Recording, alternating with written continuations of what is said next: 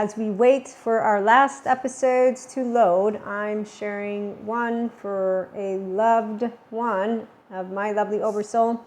And that is in honor of Leo season. I found out that it is the astrological sign dedicated to love. And today we talked all about what true love is. So when you are healed from childhood trauma charges, you will know of consistently being in that oxytocin gene hormone. Now, I do know people like to use words differently. So please remember that I share with my community what love is to me, what we work on with personal development, self-help, and it is from a healthy self-worth body, a restorative embodiment, self-aware human being. There's no ill will because of being able to be in an integrated brain. So I have explanations, and then I have ways that you can get here too.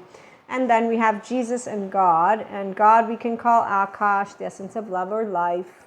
There's other words that I don't like to use, spirit or source, because really when I began to hear those words, they are actively simply replacing what I began my journey with spirituality. Again, God, I try not to use it as much, but the generator of diversity is really nice. Thank you, Dr. Dan. A way to use an acronym that can give us the opportunity to know what flexible, adaptive, coherent, energized, stable brains do. So when you have healthy self-worth, you always love. And that doesn't mean people think of you as kind or compassionate. Also, when you are a restorative embodiment self-aware person, whether you're a mystic or a somatic empath, they're both in the same boat for me. I learned spirituality and sciences. The sciences is what I learned. Spiritual and spirituality, my subjective experience, my knowingness, and then I bring to you gibberish. Woo-woo spiritual because I respect the sciences, and woo-woo pseudoscience lady because people think that bringing all this stuff together is confusing. That's the people who are in fact not thinking and feeling. So let me leave the Cuscos aside and honor my friend. My friend, I'm going to try not crying. So today is the birthday of my friend, but my friend is no longer here. And that's because they decided to jump like a bird, fly like an eagle, not in a funny way, no. And I'm choosing not to describe it because I know that some people will be unhappy with this. So I want to honor my friend though. He would have turned 45 and he was fun. The last time I got to see him, as you can tell, I'm getting emotional. And the laughing, see, the body keeps laughing so that we can keep talking, because I don't want to cry on screen, because otherwise I'm not going to get my point. Okay, so I love my friend. He came to visit me in 2018. He had never been to Naples, Italy before, and we got to go to one of my favorite islands off the coast. It's called Ischia. And I remember on the trip that we took, it was either on the way going or the way back, that the boat's horn, it scared him. And he gave out this shout and this scary thing. Now, my friend, he had stuff going on. And again, I want to maintain his privacy, so I'm not going to use names or too many details. But let's just put it this way, that his storm was something that I was aware of. And that we've known each other, or we knew each other since 2001 or 2. Every time I think of what year it is, I'm like, I'm getting really older. So my lovely friend, well, I don't think my friend actually radically accepted everything that he is, unfortunately. I did, but in his moment of crises, which was right when the pandemic hit, yeah, so he didn't reach out, which was sad. But what I know as a mystic, and that's the part, is that when I did find out, which was like 2 years later, because I don't accept friendship requests from just anyone, that's because I don't want to be friends with you if I'd never met you before, unless there's a reason, and you would have to write a good email, not one of those crappy marketing sales pitch shit. As an online marketer, don't get me started on all that shit. I started to see the Italians do it. I'm like, wow, really, creativity, zero, nada. Just get yourselves together. But then again, we got plenty of Cuscos out there, so that's why the masses, they will be there as long as they don't get their inner child. So once you get to functional adulthood, you're going to like to be with authentic brains that think outside the box and feel for real, not pretend. We all have emotions, and goodness is a part of every human being. fact, one of the episodes that is going to come out, when I think of fallen angels, and today I was contemplating Lucifer, it's like the song from Billy Joel, the river that he's walking in the middle of the night. In the middle of the night, I've been walking in my sleep, searching for da-da-da-da, right? So he loses something sacred, something he would have never lost, is how he puts it, something that the blind can see. The blind would be those of us who feel from here, so somatic empaths and 5D mystics. Don't bring in the 4D. They think there's energy vampires and demons coming out of the earth because volcanoes are exploding or whatever, besides not knowing about space storm weather and geology and sciences, okay? So we can be woo-woo, but the 5D mystic stays grounded in our humanity.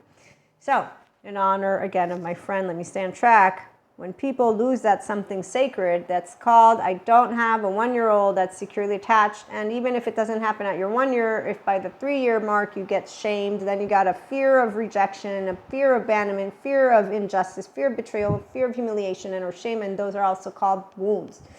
So as long as a human being, in any way, shape, or form, does not get a hold of their inner child and become their emotionally mature and mentally mature grown-up, right here, it's a 3-year-old though, 1-year-old, I didn't lose anything sacred because Jesus and God. See, Jesus and God taught me something very basic that, thanks Dr. Dan, it's called my integrated brain. It's because my left is my chit-chatter, my right is my body stuff coming up, and then I get to connect to you with my right. And I get to stay in my prefrontal cortex. So when I look at you, I have no trauma charges lingering. I will have tended to Maria's emotional plane very easily. Why? Well, I'm securely attached. It's not boring. It's actually quite empowering. So when people have projected and they continue to project and they nitpick, and I have fun, not fun in a way of how wonderful, no, because those are narrow consciousnesses. They're actively stupid people in my book. I just don't think the word stupid because I can be stupid too. But they're emotionally narrow. They have envy, jealousy, spite. They have prickly, very uncomfortable. It's not a demon. It's not a Lucifer. I learned about what a demon, I told God, I said, I don't see it. I don't see any. What I see is people using your name and Jesus's, and I don't see them actively behaving, God, in the way that you taught me that I'm supposed to behave, which I have consistently maintained with integrity. And no matter how many times you can tell somebody in the face, I don't want to filter my mouth because you're asking me to lie to you. And no, I don't give a shit about what you tell me with societal norms, because if there's one thing that I like to do is I separate. If I'm in a personal relationship, it's not professional. Don't give me formalities or technicalities. We don't have to be around each other. I don't want to have fake friends. So with that being said, my friend, not a fake friend. Oh, I love my friend. Oh, my friend, he's so awesome. So when I found out about him dying, it's because I asked another close friend of mine, because he's the only one I could ask about something before I made friends with the individual who reached out. And because see, I thought my friend had used the figure of speech. So I knew my friend would be able to translate it to me. And when he did, I was like, oh, so it actually happened the way they described it to me. So anyways, with that being said, I have recently taken a course. It was about a couple months ago on suicidal ideation and suicide in general. And well, as the lovely lady pointed out, we are not able to help anyone if they don't choose themselves first. And that means to go to good therapy. It means to want to live life, and it means to want to be. And my friend didn't reach out to me at all. And that is one of the things that no one will do if they don't choose their self first. So, you know, I want to honor my friend's birthday because he's still flying. Oh, and what I want to say as a mystic, as soon as I got the download, he came to me and he, you know, he said it's okay. So I'm going to disengage from continuing because anyways, he's great. And he's with all the other people in energy sphere. So on this lovely day, with me getting teary-eyed, let's say that. It's easy to love for some of us, and it's not easy for others. But we are here to bring forth the human love narrative because it's for the people who choose that they want to do 24 hours. And there are those who do, and there's great therapists, and they help us and the 5D mystics, and we don't pick sides. We're all humans, and we all know that we don't live anyone's body. So tune in for more